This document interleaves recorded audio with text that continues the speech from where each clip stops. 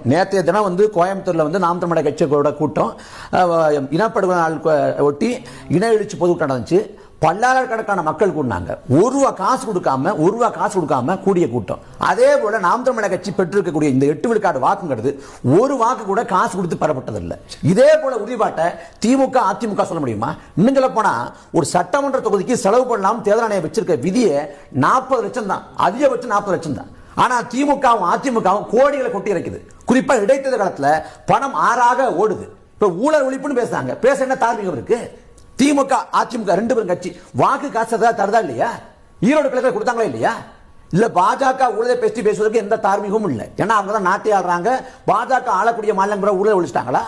அதே போல பொதுவா சொல்லுவாங்க பாஜக வந்து ஒரு வாஷிங் மிஷின் வச்சிருக்கு, அஜித் பவாரை போட்டு எடுத்த உடனே அவர் அப்பல் கட்டவா மாறுவாரு அப்படின்னு.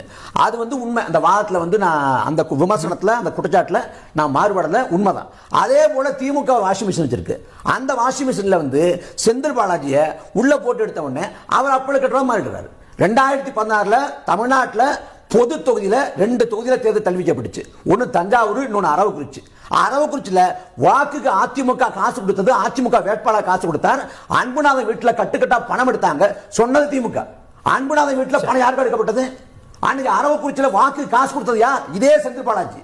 குளித்தலை சட்டமன்ற தேர்தல் பரப்புரையில இதே ஐயா ஸ்டாலின் வச்சிருக்காரு, போக்குவரத்து துறையில வேலை வாங்கி தரேன்னு சொல்லிட்டு காசு வாங்கினார்னு சொல்லிட்டு. ஆனா இன்னைக்கு செந்தில் பாலாஜி எப்படி அப்பல் கட்டுறதா மாறினாரு?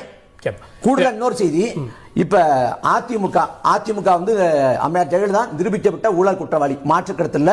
அது ஊழல் கட்சி, மாற்று கருத்து இல்ல.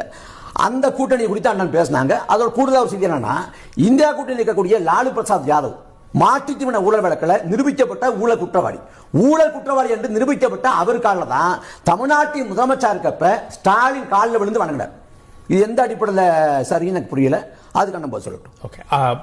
8%